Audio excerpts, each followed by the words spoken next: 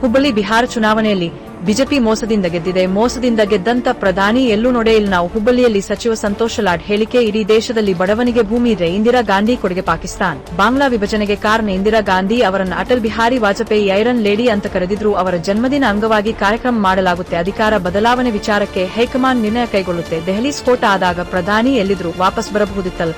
ಭೂತನ್ ರಾಜನ ಹುಟ್ಟುಹಬ್ಬ ಮುಗಿಸಿ ಬಂದಿದ್ದಾರೆ ಮುಖ್ಯಮಂತ್ರಿಗಳು. ದೆಹಲಿಗೆ ಹೋಗಿದ್ದಾರೆ. 5 ಪ್ರಮುಖ ಬೇಡಿಕೆ ಹೇಳಿದ್ದಾರೆ. ಕಾದು ನೋಡೇನ್ ಇಲ್ಲಿನ ಸಮಸ್ಯೆ ಪರಿಹಾರಕ್ಕೇನೆ ಚಳಿಗಾಲ ಅಧಿವೇಶನ ಮಾಡ್ತಾ ಇದ್ದೇವೆ. ಏನ್ ಚೋರಿ ರೀ ಅವ್ರು, ಏನ್ ಬಿಜೆಪಿ ಏನ್ ನಡೀತೈತೆ ಹೇಳ್ರಿ. ಈ ದೇಶದ ಪ್ರಧಾನಮಂತ್ರಿ ಮೋಸದಿಂದ ಗೆಲ್ಲಬೇಕಂತ ಚುನಾವಣೆಗಳು ಮಾಡಿದ್ರೆ ಯಾರೇನ್ ಮಾಡೋಕ್ಕಾಗ್ತದೆ? ಪ್ರಜಾಪ್ರಭುತ್ವ ವ್ಯವಸ್ಥೆಗಳನ್ನ ಮೌಲ್ಯಗಳನ್ನ ಗಾಳಿಗೆ ತೂರಿ ಒಬ್ಬ ಪ್ರಧಾನಮಂತ್ರಿ ಈ ರೀತಿ ಮಾಡಿದ್ರೆ ಏನ್ ಮಾಡ್ಬೇಕಾಗತ್ತೆ ಹೇಳ್ರಿ? ನಿಮಗೆಲ್ಲ ಒಪ್ಪಿಗೆ ಇದೆಯಾ?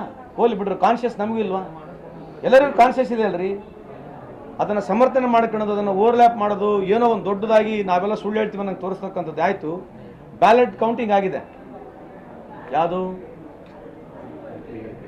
ಯೂಶಲಿ ಬ್ಯಾಲೆಟ್ ಕೌಂಟಿಂಗ್ ಮೊದಲಾಗತ್ತೆ. ಬ್ಯಾಲೆಟ್ ಕೌಂಟಿಂಗ್ನಲ್ಲಿ 158 160 ಸೀಟು BJP ಮೈನಸ್ ಇದೆ. ಹರಿಯಾಣದಲ್ಲಿ ಅದೇ ರೀತಿಯಾಗಿತ್ತು, ಇಲ್ಲೂ ಕೂಡ ಅದೇ ರೀತಿಯಾಗಿದೆ. ಎಲ್ಲೆಲ್ಲಿ ಬ್ಯಾಲೆಟ್ ಕೌಂಟಿಂಗ್ ಆಗಿತ್ತು ಮೊದಲು ಪೋಸ್ಟಲ್ ಬ್ಯಾಲೆಟ್ ಇರ್ತದಲ್ಲ, ಪೋಸ್ಟಲ್ ಬ್ಯಾಲೆಟ್ನಲ್ಲಿ 158 160 ಸೀಟು BJP ಹಿನ್ನಡೆ ಇದೆ. ಅದನ್ನು ಒಂದು ಇಂಡಿಕೇಶನ್ ತಗೋಬೋದಲ್ವಾ? ಅದನ್ನೇ ನಾವು ಸಮರ್ಪಕವಾಗಿ ಹೇಳಲ್ಲ. ಬಟ್ ಗೆದ್ದಿರ್ತಕ್ಕಂಥ ಮಾರ್ಜಿನ್ಗಳು 23% RJD ಬಂದಿದೆ, 25 ಸೀಟು. BJP ಕೇವಲ 20% ವೋಟ್ ಶೇರ್ ಬಂದು 90 ಸೀಟು.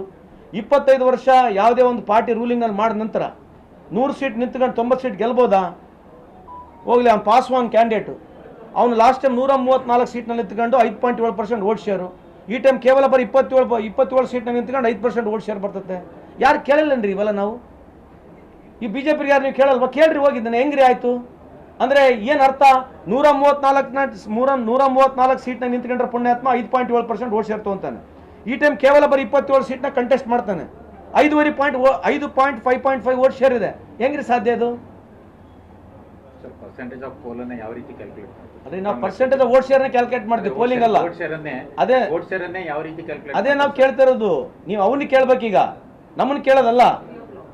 134 ಸೀಟ್ ನಿಂತ್ಕೊಂಡಾಗ ನಿಮಗೆ ಜಾಸ್ತಿ ಸೀಟ್ ನಿಂತ್ಕೊಂಡ ನಿಮ್ಗೆ ವೋಟ್ ಶೇರ್ ಜಾಸ್ತಿ ಆಗುತ್ತೆ. ನೀವು ಯೂಶಲಿ ಏನಾಗುತ್ತೆ, ನೀವು ಯಾವಾಗ ಜಾಸ್ತಿ ನಂಬರ್ ಆಫ್ ಸೀಟ್ಸ್ ಅಲ್ಲಿ ನಿಂತಿರ್ತೀರಿ ನಿಮ್ಮ ವೋಟ್ ಶೇರ್ ಜಾಸ್ತಿ ಆಗುತ್ತೆ.